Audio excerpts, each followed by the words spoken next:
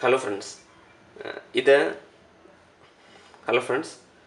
ഐബോളിൻ്റെ slide 3G6092 D20 എന്ന വില കുറഞ്ഞ ഒരു 8000 രൂപയ്ക്ക് താഴെ വില വരുന്ന ടാബ്ലറ്റുകളിലൊന്നാണ്. പലപ്പോഴും ഒരു അടിസ്ഥാന ടാബ്ലറ്റ് വേണം, PDF റീഡറുകൾക്ക് വേണ്ടിയും യാത്രക്കിടയിലുള്ള ഇമെയിൽ സേവനങ്ങൾക്ക് വേണ്ടിയുമെല്ലാം ഒരു ടാബ്ലറ്റ് വേണമെന്ന് വിചാരിക്കുന്നവർക്ക് പറ്റുന്ന അടിസ്ഥാന ടാബ്ലറ്റുകളിലൊന്നാണ് ഐബോൾ സ്ലൈഡ്.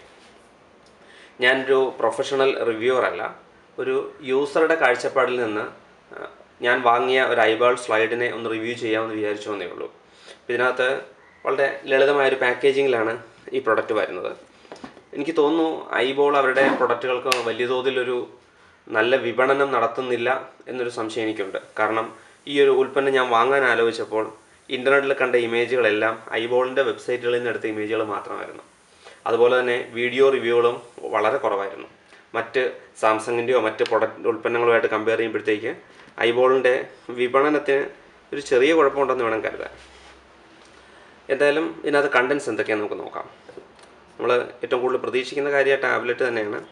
പലപ്പോഴും ഇതിൻ്റെ ഫസ്റ്റ് ഇംപ്രഷനിൽ ഒരു ടാബ്ലറ്റ് എന്നതിനേക്കാൾ കൂടുതൽ വലിപ്പമുള്ളൊരു ഫോണെന്ന മട്ടിലാണ് എനിക്ക് തോന്നിയത്.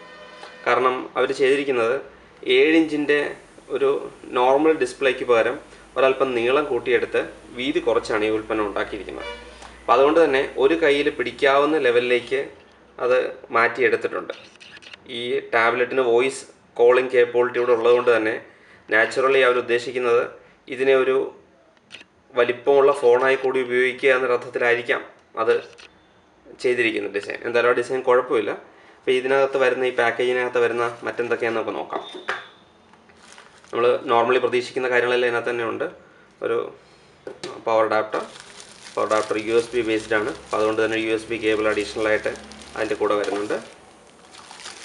Then on the go cable അഥവാ OTG കേബിൾ എന്നറിയപ്പെടുന്ന USB പെൻ ഡ്രൈവുകൾ ഡയറക്റ്റ് കണക്ട് ചെയ്യാനുള്ളൊരു കേബിൾ അതിൻ്റെ കൂടെ വരുന്നുണ്ട്. അതുകൂടാതെ നല്ല നിലവാരമുള്ളൊരു ഇയർഫോൺ കൂടി ഇതിൻ്റെ കൂടെ തന്നെ വരുന്നുണ്ട്. ഓക്കെ, ദെൻ ഒരു സോഫ്റ്റ് പൗച്ച്. അതിൻ്റെ കൂടെ ഒരു ഫ്ലിപ്പ് കേസുകളൊന്നും വരുന്നില്ല, അതിൻ്റെ കൂടെ സോഫ്റ്റ് പൗച്ച് മാത്രമാണ് വരുന്നത്. അതുകൂടാതെ ഒരു ക്ലീനിങ് ക്ലോത്തും ഇതിനകത്ത് വരുന്നുണ്ട്. കുറച്ച് വാറണ്ടി പേപ്പേഴ്സും ഡോക്യുമെൻറ്റേഷനുമാണ് ബാക്കിയുള്ളത്. ഇതാണ് നമ്മളുടെ ഒറിജിനൽ പ്രൊഡക്റ്റ്. മൊത്തം അതിൻ്റെ ഫിറ്റ് ആൻഡ് ഫീൽ ഒരു 6500 രൂപയ്ക്ക് താഴെ കിട്ടുന്നൊരു ഫോൺ അല്ലെങ്കിൽ ടാബ്ലറ്റ് എന്ന നിലയിൽ നോക്കുമ്പോൾ നല്ല നിലവാരം പുലർത്തുന്നുണ്ട്. കാരണം ബാക്കിൽ ഒരു ലെതർ ടെക്സ്ചറുള്ള ഫീലുള്ള ഒരു ഡിസൈനാണത്.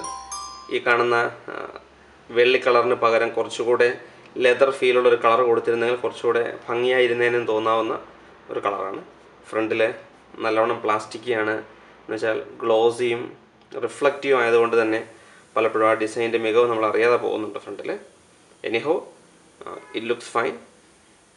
സാംസങ്ങിൻ്റെ ഒരു ഫോണുമായിട്ട് വളരെയധികം സാമ്യം തോന്നുന്നുണ്ടെങ്കിൽ പോലും ഡിസൈൻ ലെവലിൽ നോക്കിക്കഴിഞ്ഞാൽ നല്ലൊരു പ്രൊഡക്റ്റാണ്.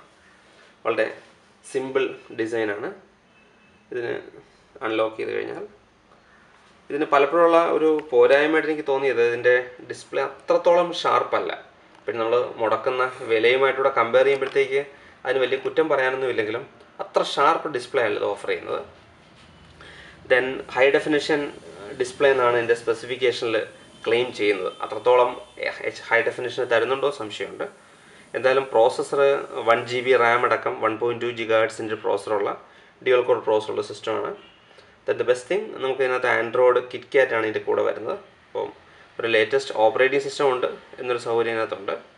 മാത്രമല്ല ഉൽപ്പന്നം ഈ 2014 ഒക്ടോബറിൽ വിപണിയിൽ ഇറങ്ങുന്നതേ ഉള്ളൂ. അപ്പോൾ അതുകൊണ്ട് തന്നെ റിലേറ്റീവ്ലി പുതിയൊരു പ്രൊഡക്റ്റ് ആണ് എന്നുള്ള ലെവലിലാണ്. ഐബോൾ അടുത്ത കാലത്താണ് ഇത് കൂടുതലും വിപണിയിൽ പരസ്യങ്ങളായിട്ടും പത്രപരസ്യങ്ങളായിട്ടൊക്കെ പ്രചരിപ്പിച്ച് തുടങ്ങുന്നതെന്ന് തോന്നുന്നു.